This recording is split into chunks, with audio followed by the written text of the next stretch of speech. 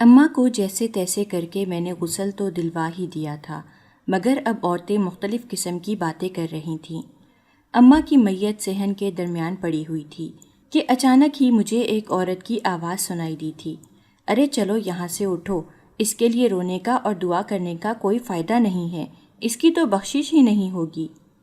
وہ بہت ہی مغرور انداز میں یہ بات کہہ رہی تھی۔ اس کی بات سن کر میرا دماغ غصے سے گھوم گیا۔ کافی دیر سے میں ان سب لوگوں کی یہ باتیں سن رہی تھی اور صبر کے گھونٹ پی رہی تھی، لیکن اب میری ہمت جواب دے چکی تھی۔ میں اپنی جگہ پر اٹھ کھڑی ہوئی اور اسے سخت آواز میں کہنے لگی، تم کون ہوتی ہو اس چیز کا فیصلہ کرنے والی کہ میری امی کی بخشش ہوگی یا نہیں ہوگی؟ میری بات سن کر وہ گڑبڑا گئی۔ شاید اسے اندازہ نہیں تھا کہ میں اس سے اس طرح کا سوال کروں گی۔ وہ مجھے کہنے لگی، اے چھوٹی لڑکی، آرام سے اپنی جگہ پر بیٹھ جاؤ۔ تم اپنی ماں کے بارے میں اچھی طرح سے جانتی تھی، لیکن پھر بھی تم نے یہ سب کچھ چھپا کر رکھا۔ ارے اگر ہمیں پہلے پتہ چل جاتا تو ہم تم لوگوں کو اس محلے سے ہی نکال دیتے۔ ہم لوگوں نے اپنی آدھی زندگی تم لوگوں کی وجہ سے خراب کر دی۔ میں نے اس کے سامنے ہاتھ جوڑے اور اسے کہا، بی بی خدا کے لیے خاموش ہو جاؤ، مجھے اچھی طرح سے پتہ ہے کہ تمہاری زندگی کتنی خراب ہوئی ہے۔ تم تو ایسی عورتوں میں سے ہو جس کے گھر اگر کوئی مدد کے لیے چلا جائے تو وہ خوف سے دروازہ ہی نہیں کھولتی کہ اس انسان کی مدد کرنی پڑے گی۔ ہمارے ساتھ بھی جیسا تمہارا سلوک تھا اس سے سارے محلے والے بھی واقف ہیں۔ سارے محلے والے اچھی طرح سے جانتے ہیں کہ تم میری ماں سے کتنا جلتی تھی۔ تم اس کی خوبصورتی دیکھ کر چین سے نہیں بیٹھ سکتی تھی اور پھر اس کے پیٹھ پیچھے باتیں بناتی تھی، اور اس بات کی گواہی خالہ حمیدہ بھی دیتی ہیں۔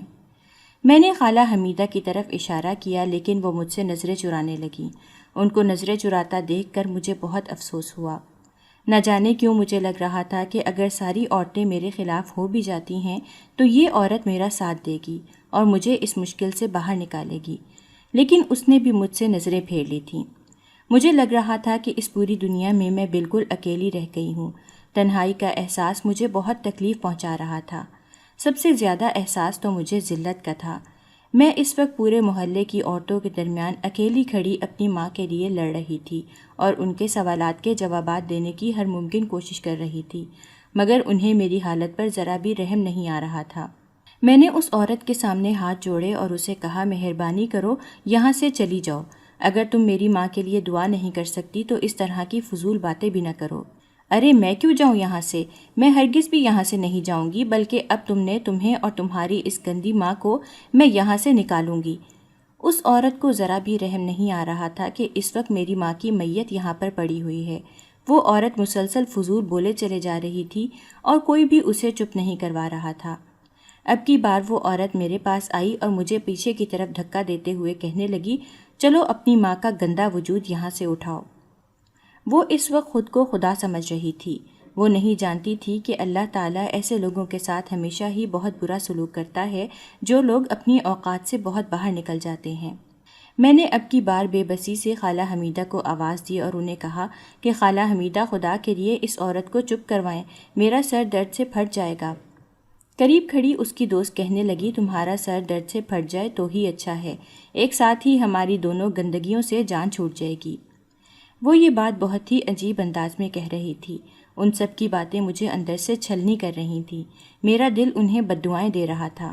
وہ یہ بات بھول چکی تھیں کہ وہ اس وقت ایک یتیم کے ساتھ زیادتی کر رہی ہیں۔ ایک اور عورت کہنے لگی کہ مجھے تو لگ رہا ہے کہ یہ لڑکی بھی اپنی ماں کی طرح ہی ہے، اسی وجہ سے تو یہ اپنی ماں کا اتنا ساتھ دے رہی ہے۔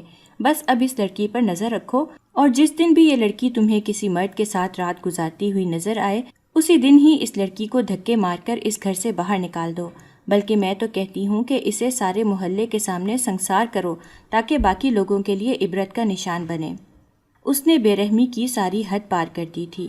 میں وہیں چکرا کر زمین پر ہی بیٹھ گئی اور اونچی اونچی آواز میں انہیں بددعائیں دینے لگی کہ تم لوگوں کو اپنے بولوں کی سزا ملے گی۔ تم لوگ خود کو خدا سمجھ رہی ہو، بہت جلد تم لوگوں کو اپنی اوقات کے بارے میں پتہ چل جائے گا۔ اب کی بار خالہ حمیدہ بھاگتی ہوئی میرے پاس آئی اور مجھے سینے سے لگاتے ہوئے کہنے لگی، نہیں بیٹا نہیں، یہ تو جاہل عورتیں ہیں، انہیں تو ان باتوں کا پتہ ہی نہیں ہے، تم ان پر مہربانی کرو، تم انہیں بددعائیں مت دو ورنہ یہ تباہ و برباد ہو جائیں گی۔ خالہ حمیدہ کی بات سن کر وہ عورتیں ہنسنے لگیں اور کہنے لگیں، ارے خالہ حمیدہ، تم تو ایسے بات کر رہی ہو جیسے اس کی ساری دعائیں قبول ہو جاتی ہیں۔ جتنی یہ گناہ گار ہے، مجھے تو نہیں لگتا کہ اللہ تعالیٰ اس کی کوئی بھی دعا سنتا ہوگا۔ اب کہ خالہ حمیدہ انہیں ڈانٹنے لگی اور کہنے لگی کہ میں کب سے تم لوگوں کی بکواس سن رہی ہوں، لیکن اب میں تم لوگوں کی بکواس نہیں سنوں گی۔ اپنا منہ بند کرو یا پھر یہاں سے دفع ہو جاؤ۔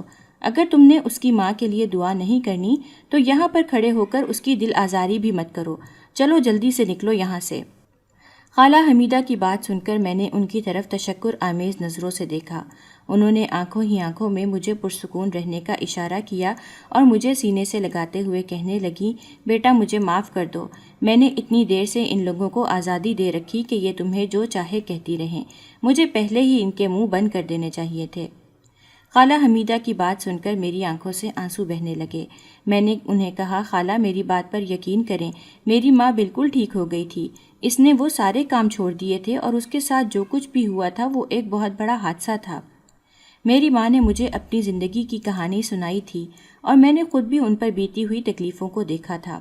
خالہ حمیدہ نے مجھے زور سے گلے سے لگایا اور مجھے کہنے لگیں، بیٹا مجھے اچھی طرح سے پتہ ہے، مجھے پتہ ہے کہ تم جھوٹ نہیں بولتی، تم جو کچھ بھی کہہ رہی ہو یہی سچ ہے، مگر ان عورتوں کا کیا کروں، یہ عورتیں میری سمجھ سے باہر ہیں۔ میں نے خالہ حمیدہ کو کہا کہ فکر مت کریں، تھوڑے ہی وقت میں انہیں اپنی غلطی کا احساس ہو جائے گا، مجھے یقین ہے کہ اللہ تعالیٰ ان سے ان کی بے رحمی کا حساب ضرور لے گا، میں جانتی ہوں کہ اللہ تعالیٰ کی لاٹھی بے آواز ہے۔ خالہ حمیدہ نے میرے سر پر بوسہ دیا اور مجھے کہا، بیٹا میں تمہیں ابھی بھی یہی کہوں گی کہ ان عورتوں کو بددعا نہ دو، کیونکہ یہ عورتیں تو جاہل ہیں، انہیں تو کسی چیز کے بارے میں بھی نہیں پتہ۔ خالہ حمیدہ کی بات سن کر میں نے انہیں بددعا نہیں دی، لیکن میرے دل سے جو آہ نکلی تھی اس آہ نے ان عورتوں کو کہیں کا بھی نہیں چھوڑا، اور اس دن ایک ایسا معجزہ رونما ہوا جس کے بارے میں کسی کو اندازہ تک نہیں تھا، کسی انسان کے وہم و گمان میں بھی نہیں تھا کہ اس طرح کے واقعات بھی اس دنیا میں رونما ہو سکتے ہیں۔ وہ معجزہ دیکھ کر ان تمام عورتوں کی آنکھیں بھی کھلی کی کھلی رہ گئیں۔ جو عورتیں میری ماں کے بارے میں باتیں کر رہی تھیں، جو اس کے کردار کو اچھال رہی تھیں، وہ ساری عورتیں اس وقت اپنی انگلیاں دانتوں میں داب کر بیٹھی ہوئی تھیں۔ کسی میں بھی ہمت نہیں تھی کہ وہ میری ماں کے خلاف کوئی بھی بات کہہ سکے۔ میں خالہ حمیدہ کے گلے لگ کر رو رہی تھی کہ اچانک ہی ایک آدمی صحن کے اندر داخل ہوا۔ اسے صحن میں داخل ہوتا دیکھ کر تمام عورتیں کہنے لگیں، ارے تم کون ہو اور یہاں پر کیا کر رہے ہو؟ تمہیں اندازہ نہیں ہے کہ یہ عورتوں والی جگہ ہے؟ جبکہ دوسری عورت سائڈ سے بول پڑی، مجھے تو لگتا ہے کہ یہ اس کا کوئی عاشق ہے۔ اس عورت کی بات سن کر میں نے شکایتی نظروں سے اس کی طرف دیکھا، لیکن وہ عورت میری طرف دیکھ ہی نہیں رہی تھی، وہ بہت غور سے اس شخص کی طرف دیکھ رہی تھی۔ اس شخص نے تمام عورتوں کے سامنے ہاتھ جوڑے اور اسے کہا، خدا کے لیے بیبیوں مجھے بخش دو، میرا اس سب سے کوئی بھی لینا دینا نہیں ہے، میں تو صرف تم لوگوں کو یہ بتانے کے لیے آیا تھا کہ مولوی صاحب اس عورت کا جنازہ نہیں پڑھا رہے۔ دراصل مولوی صاحب کو اس عورت کی حقیقت کے بارے میں پتہ چل گیا۔ اس شخص کی باتیں سن کر تمام عورتوں کے چہروں پر مسکراہٹ پھیل گئی، سب عورتیں ہی یکدم خوش ہو گئیں اور مجھے بتانے لگیں، دیکھو اب تو تمہاری ماں کا جنازہ بھی کوئی نہیں پڑھا رہا، غسل تو تم نے خود ہی اپنی ماں کو دے دیا، اب کیا اس کا جنازہ بھی خود ہی پڑھو گی؟ یہ کہہ کر وہ اونچی اونچی آواز میں ہنسنے لگیں۔ اب میری بھی ہمت ختم ہو گئی تھی، مجھ میں برداشت اب نہیں بچی تھی۔ میں نے اسے کہا، آنٹی خدا کے لیے تھوڑا سا خوف کر لیں، آپ کو اندازہ بھی ہے کہ آپ کس طرح کی باتیں کر رہی ہیں، اگر یہاں پر میری ماں کے بجائے آپ کی بہن ہوتی تو کیا تب بھی آپ اس کے بارے میں اس طرح کی ہی باتیں کرتی؟ میری بات سن کر وہ عورت یکدم ہی چیخ اٹھی اور مجھے کہنے لگی، خبردار جو تم نے اپنی گندی زبان سے میری بہن کا نام لیا، میں تمہیں جان سے مار دوں گی۔ وہ مجھے مارنے کے لیے بڑھی تھی، لیکن دوسری عورت نے اسے روک لیا اور اسے کہنے لگی، کیا ہو گیا ہے؟ تو اس گندی عورت پر ہاتھ اٹھا کر اپنے ہاتھ گندے کرو گی؟ بس اس کو بھونکنے دو جو یہ بھونکتی ہے۔ اور پھر وہ عورت اس کا ہاتھ اپنے ہاتھ میں لے کر چلی گئی۔ اب وہاں پر میں، خالہ حمیدہ اور چند عورتیں ہی موجود تھیں۔ محلے کی عورت میرے قریب آ کر بیٹھی اور میرے کندھے پر ہاتھ رکھتے ہوئے کہنے لگی، واقعی تمہاری ماں کے لیے بہت افسوس ہو رہا ہے۔ اس سے پہلے کہ وہ مزید کوئی بات کرتی اس کے منہ سے چیخ نکلی۔ میں نے اس کے چہرے کی طرف دیکھا، مگر میں اندازہ نہیں لگا پائی کہ اسے کیا ہوا ہے۔ اسی وقت ہی ٹھنڈی ہوا چلنے لگی، موسم یکدم ہی بدل گیا، یوں لگ رہا تھا جیسے بارش آ گئی ہو۔ تھوڑی دیر پہلے تک گرمی کی جو شدت تھی وہ شدت بھی اب ختم ہو گئی تھی، اور پھر اس وقت ایسا معجزہ ہوا کہ میں بیان ہی نہیں کر سکتی۔ اچانک ہی وہاں پر اس محلے میں آئے ہوئے ہمیں تھوڑے ہی دن گزرے تھے۔ اماں نے جتنے بھی پیسے جوڑ کر رکھے ہوئے تھے ان تمام پیسوں سے اماں نے ایک گھر خرید لیا تھا، اور جہاں تک ان کے گھر سے باہر نکلنے کی بات تھی تو وہ گھر سے باہر نہیں نکلتی تھیں۔ اگر کبھی جاتی بھی تھیں تو مکمل طور پر خود کو کور کرتی تھیں۔ اس کے ساتھ ساتھ وہ اپنی آواز بھی تبدیل کر لیتی تھیں تاکہ کوئی شخص بھی انہیں پہچان نہ سکے۔ امی کی یہ حالت دیکھ کر مجھے بہت ہی دکھ ہوتا تھا۔ کبھی کبھار تو میں اماں کو کہہ ہی دیتی تھی کہ آخر آپ کب تک اس طرح سے جیتی رہیں گی، کبھی تو آپ کو دنیا کا سامنا کرنا ہی پڑے گا، تب آپ کیا کریں گی؟ میری بات سن کر اماں ہمیشہ کی طرح رو دیتی اور مجھے کہتی کہ دنیا کا سامنا کرنا میرے لیے مشکل ہی نہیں ناممکن ہے۔ ابھی تم جس دنیا کی بات کر رہی ہو میری دنیا اس سے بہت مختلف تھی۔ اس دنیا کے اور اس دنیا کے طور طریقے ایک دوسرے سے بالکل مختلف ہیں۔ امی کی بات سن کر میں نے گہری سانس لی اور انہیں کہا کہ آپ وہ دنیا چھوڑ کر آ چکی ہیں، اس لیے بہتر یہی ہے کہ اب اس دنیا کے مطابق اپنی زندگی گزارنا شروع کر دیں۔ میری بات سن کر امی ہمیشہ سے مسکرا دیتی اور مجھے کہتی کہ فی الحال میں جو بھی زندگی گزار رہی ہوں میں اس پر بہت خوش ہوں۔ میں فی الحال اپنی مرضی کی زندگی گزار رہی ہوں۔ میں ہمیشہ ہی ایسی زندگی کی خواہش کرتی تھی۔ بے شک پچھلی عمر میں جا کر ہی مجھے یہ زندگی ملی، لیکن میں بہت مطمئن ہوں۔ میرا سارا دکھ، میرے سارے غم، میری ساری تکلیفیں ختم ہو گئی ہیں۔ یہ کہہ کر ہمیشہ کی طرح امی مجھے اپنے سینے سے لگا لیتی۔ مجھے سمجھ نہیں آتی تھی کہ میں آخر امی کے لیے ایسا کیا کروں کہ امی ہر وقت ہی ہنستی رہا کریں۔ میری امی ہمیشہ ہی خاموش رہتی تھیں، وہ کسی نہ کسی گہری سوچ میں ڈوبی رہتی تھیں۔ ایک دن انہوں نے مجھے اپنے پاس بلایا اور مجھے کہنے لگیں، میں تمہارے لیے بہت پریشان ہوں، پتہ نہیں تم سے شادی کون کرے گا۔ اماں کی بات سن کر میں نے ایک گہری سانس لی اور اماں کو تسلی دیتے ہوئے کہا، فکر مت کریں، یہ باتیں آپ کی فکر کرنے کے لیے نہیں ہیں، یہ سب تو اوپر والے نے پہلے سے ہی طے کیا ہوا ہے، اور جس دن ٹائم برابر آیا اسی دن ہی مجھے اچھا انسان مل جائے گا اور پھر میری اس سے شادی ہو جائے گی۔ آپ یہ باتیں سوچ کر خود کو ہلکان مت کیا کریں۔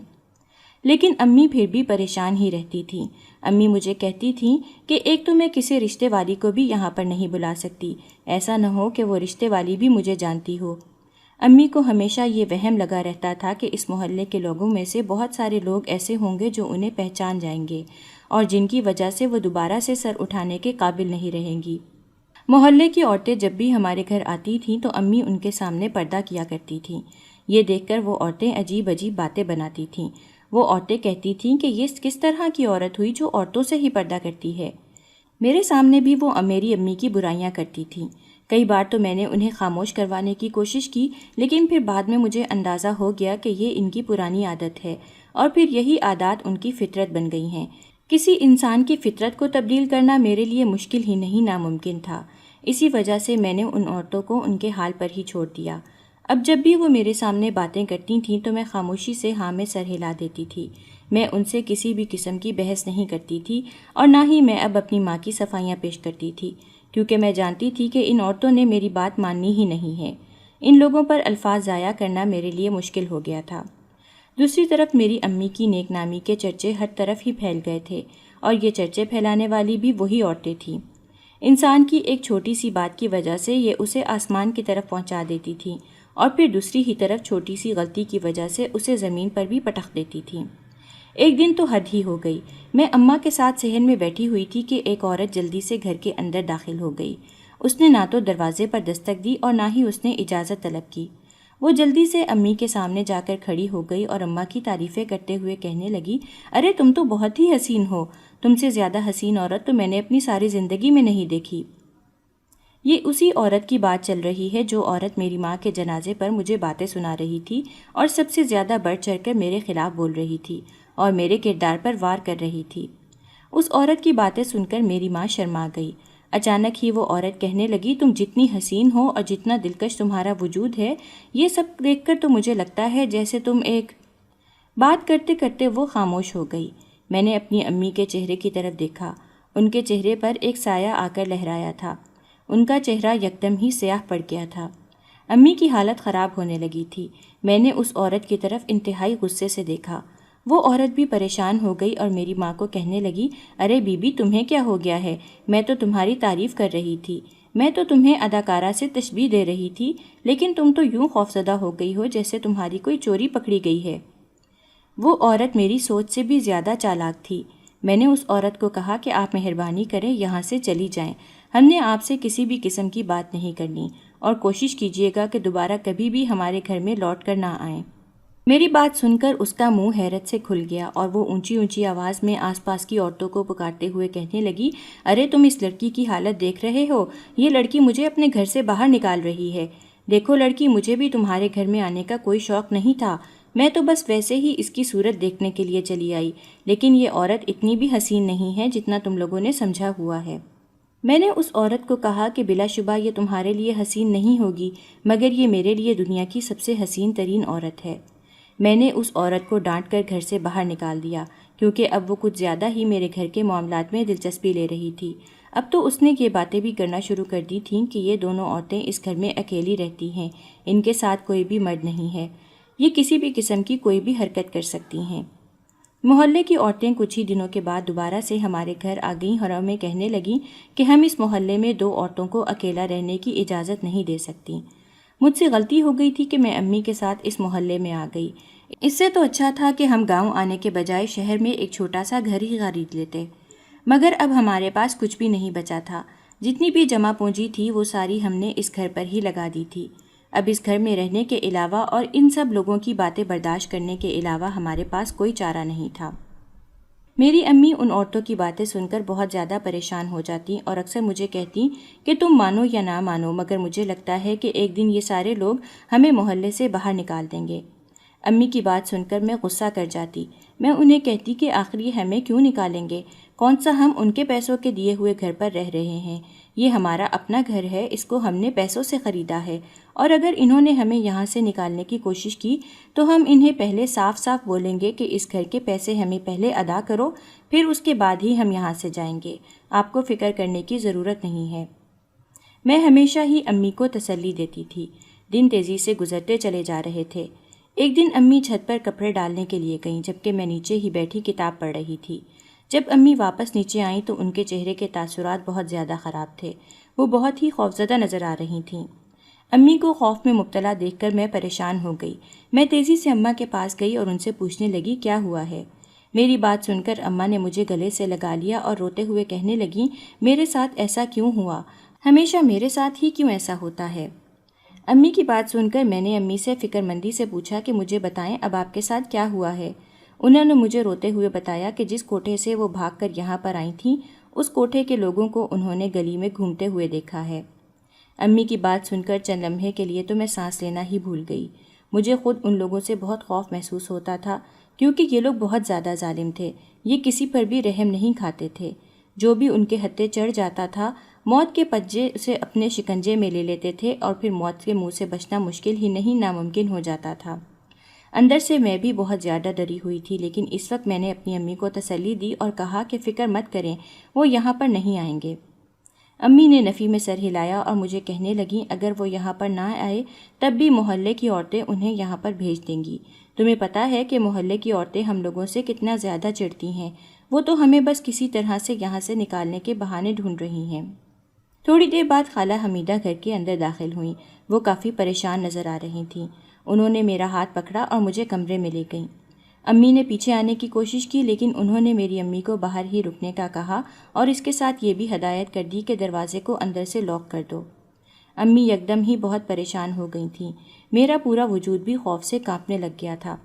میں نے خالہ حمیدہ کو کہا کہ کیا ہوا ہے، ہمیں جلدی سے بتائیں۔ میری بات سن کر انہوں نے مجھے کہا کہ پہلے تم مجھے یہ بتاؤ کہ تم دونوں کون ہو اور یہاں تک کیسے پہنچی ہو۔ ان کی بات سن کر میں نے ایک گہری سانس لی۔ جس انداز میں وہ مجھ سے سوال کر رہی تھیں اور ان کا جو لہجہ تھا وہ مجھے بتا رہا تھا کہ انہیں ہمارے بارے میں کسی نہ کسی حد تک تو پتہ چل ہی گیا ہے۔ میں نے انہیں کہا آپ کو سب پتہ ہے، اس کے باوجود آپ کیوں مجھ سے پوچھ رہی ہیں؟ خالہ حمیدہ کہنے لگی مجھے حقیقت کے بارے میں نہیں پتہ، میں صرف حقیقت کے بارے میں جاننا چاہتی ہوں، ہو سکتا ہے اس کے بعد میں تم لوگوں کی مدد کرنے میں کامیاب ہو سکوں۔ میں نے خالہ حمیدہ کو کہا کہ آج سے 24 سال پہلے میری ماں ایک آدمی کے عشق میں گرفتار ہو گئی۔ اس آدمی سے میری ماں بے پناہ محبت کرتی تھیں اور اس پر اپنی جان دیتی تھیں۔ وہ شخص بھی میری ماں سے بے پناہ محبت کرتا تھا اور اس کے لیے کچھ بھی کر گزرنے کے لیے تیار تھا۔ لیکن پھر ایک دن اس شخص کے گھر والوں کو پتہ چل گیا۔ وہ شخص ایک بہت ہی معزز خاندان سے تعلق رکھتا تھا۔ پیسے کے لحاظ سے وہ بہت زیادہ امیر نہیں تھے، لیکن اچھے خاصے تگڑے لوگ تھے۔ جب اس کے والدین کو اس بارے میں پتہ چلا تو انہوں نے اس شخص کو صاف صاف منع کر دیا کہ اس کام سے پیچھے ہٹ جاؤ، کیونکہ ہم تمہاری شادی کسی بھی ایسی عورت سے کروانے کے لیے تیار نہیں ہوں گے جس کا آگے پیچھے کوئی بھی نہ ہو۔ دراصل میری ماں یتیم تھی۔ ان کی پرورش ان کی خالہ نے کی تھی، اور ان کی خالہ کی شہرت کچھ اچھی نہیں تھے۔ سارے ہی انہیں گندی عورت سمجھتے تھے اور محلے کے لوگ بھی انہیں باتیں سناتے تھے، بالکل اسی طرح ہی جس طرح میری ماں کو یہ لوگ برا سمجھتے ہیں۔ مگر میری خالہ حقیقتاً ایک بہت ہی نیک اور پاکیزہ عورت تھی، جنہوں نے آج تک کبھی بھی کسی کے ساتھ زیادتی نہیں کی تھی۔ گناہوں میں ملوث ہونا تو دور کی بات، وہ گناہوں کا نام سن کر بھی گھبرا جاتی تھیں۔ میری ماں اپنی خالہ کی بہت عزت کرتی تھیں اور وہ خالہ کے خلاف ایک بات بھی نہیں سن سکتی تھیں۔ ایک دن جب اس شخص نے آ کر میری ماں کو یہ کہا کہ اگر تم اپنی خالہ کو چھوڑ دو تو میرے والدین تمہارے گھر میں رشتہ لانے کے لیے تیار ہیں، اس کی بات سن کر میری ماں آپے سے باہر ہو گئی۔ وہ اپنی خالہ کو ہرگز نہیں چھوڑ سکتی تھیں، کیونکہ اس کی خالہ نے اسے تب اپنایا تھا جب اس کا اس دنیا میں کوئی بھی نہیں تھا۔ میری ماں نے اس شخص کو کہا کہ اگر تم نے مجھ سے شادی کرنی ہے تو میرے گھر میں رشتہ لانا ہوگا، ورنہ میں تم سے شادی نہیں کروں گی۔ اس دن دونوں میں بہت لڑائی ہوئی۔ وہ شخص وہاں سے روتا ہوا گیا تھا۔ میری ماں مجھے بتاتی ہے کہ زندگی میں پہلی بار انہوں نے کسی مرد کو اپنی محبت کی خاطر روتے ہوئے دیکھا تھا۔ میری ماں سمجھ رہی تھی کہ اب وہ اپنے والدین کو منانے میں کامیاب ہو جائے گا، لیکن میری ماں نہیں جانتی تھی کہ اس شخص کے دل میں تو کچھ اور ہی چل رہا ہے۔ دن تیزی سے گزرتے جا رہے تھے۔ دن ہفتوں میں اور ہفتے مہینوں میں تبدیل ہو گئے۔ وہ شخص دوبارہ لوٹ کر میری ماں کی طرف نہیں آیا۔ اس دوران میری ماں نے بھی اپنے آپ کو دوبارہ سے زندگی کے جھمیلوں میں پھنسا لیا تھا۔ اب میری ماں ایک فیکٹری میں بھی کام کرنے لگی تھی۔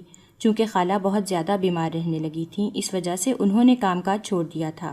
اب ان کی جگہ میری ماں ہی فیکٹری میں جاتی تھیں۔ معمول کی طرح وہ فیکٹری میں کام کر رہی تھیں جب اچانک ہی انہیں مینیجر کا بلاوا آ گیا۔ مینیجر کی بات سننے کے لیے وہ اس کے آفس چلی گئیں، لیکن سامنے بیٹھی ہوئی شخصیت کو دیکھ کر وہ حیران و پریشان رہ گئیں۔ سامنے کوئی اور نہیں بلکہ ان کا محبوب بیٹھا ہوا تھا۔ ان کا محبوب بھی ان کے چہرے کی طرف دیکھ رہا تھا، لیکن اسے بھی اس بات کا اندازہ نہیں تھا کہ میری ماں یوں اس طرح سے اس جگہ پر کام کرتی ہے۔ دونوں نے ایک دوسرے کو دیکھا۔ دونوں کی پرانی محبت دوبارہ سے تازہ ہو گئی۔ دونوں ایک دوسرے کو لمبے عرصے سے بھلانے کی کوشش کر رہے تھے، لیکن جب وہ ایک دوسرے کے سامنے آئے تو انہیں اندازہ ہوا کہ وہ آج بھی ایک دوسرے سے شدید محبت کرتے ہیں، اور ان کے لیے ایک دوسرے کو بھلانا مشکل ہی نہیں ناممکن ہے۔ اس بار پہل کرنے والا کوئی اور نہیں بلکہ میری ماں تھی، کیونکہ اس شخص کی غیر موجودگی میں میری ماں نے بہت ساری تکلیفیں اٹھائی تھیں۔ تب میری ماں کو احساس ہوا تھا کہ اس شخص کے بغیر میری ماں کی زندگی فضول ہے۔ میری ماں نے اس سے معافی مانگی اور اسے کہا کہ وہ اسے ہر حال میں اپنانا چاہتی ہیں۔ وہ شخص بھی اماں سے محبت کا اظہار کر رہا تھا، لیکن اس بار اس کے اظہار میں ملاوٹ بھی تھی، اور یہ ملاوٹ بغاوت اور غصے کی تھی۔ اسے میری ماں پر غصہ تھا کہ میری ماں نے اسے اس دن کیوں وہاں سے جانے دیا اور اس کی بات کیوں نہیں سنی، اور وہ یہ غصہ اب کسی نہ کسی طرح سے میری ماں پر نکالنا چاہتا تھا۔ ایک بار پھر سے وہ دونوں ایک ساتھ ہو گئے تھے، لیکن اس بار ان کا ساتھ پہلے سے بہت مختلف تھا۔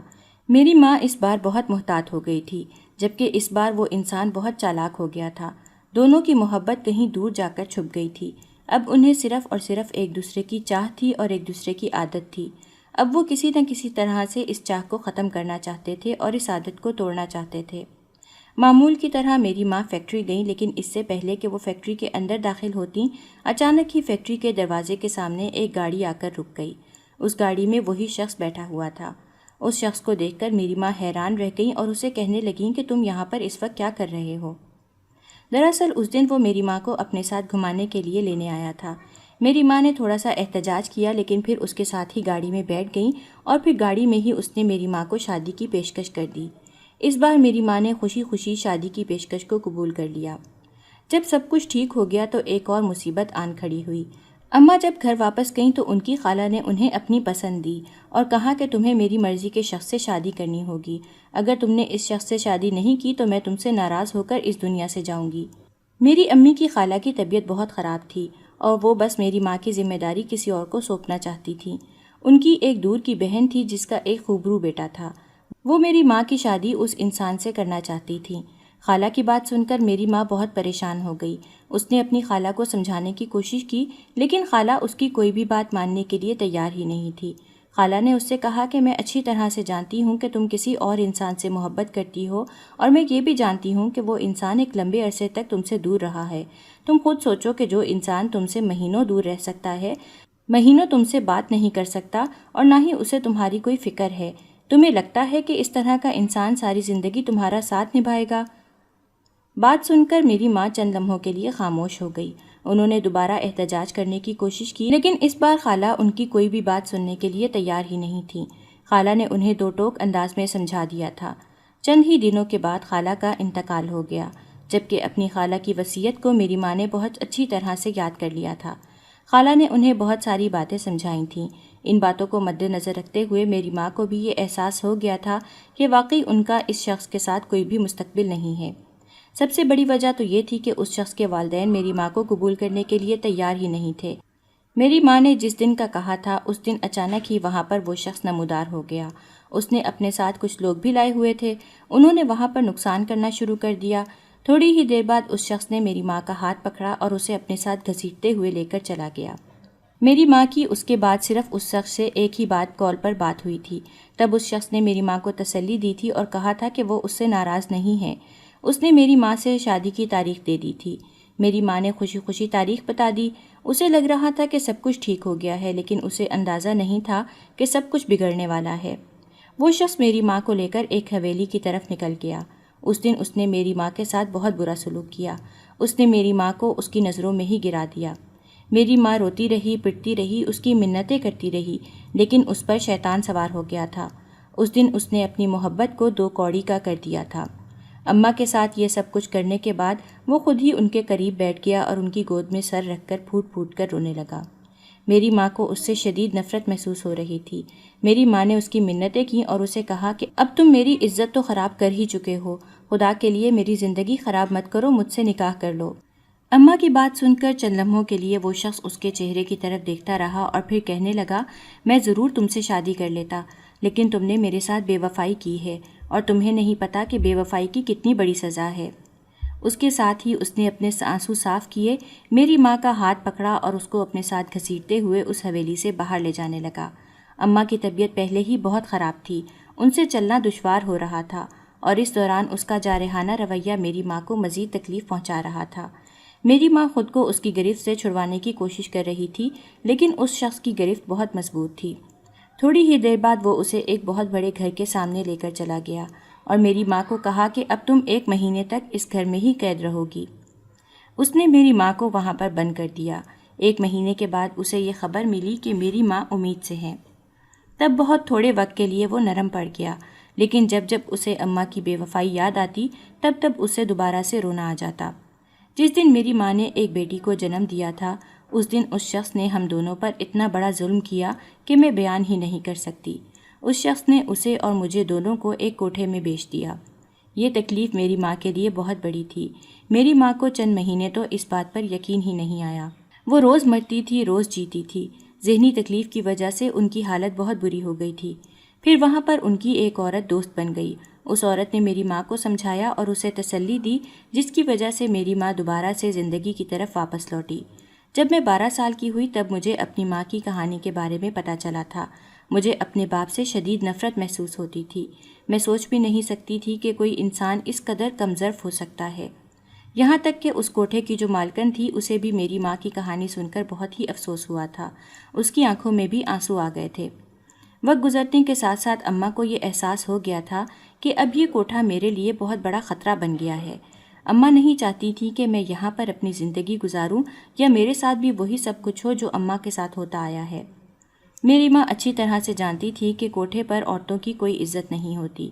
وہاں پر ایک ملازم بھی تھا جو میری ماں کو بہت پسند کرتا تھا اور اس نے ہی میری ماں کی مدد کرنے کی حامی بھری تھی، لیکن نہ جانے کیوں مجھے اس انسان پر ذرا بھی بھروسہ نہیں تھا۔ مجھے وہ انسان دھوکے باز لگتا تھا۔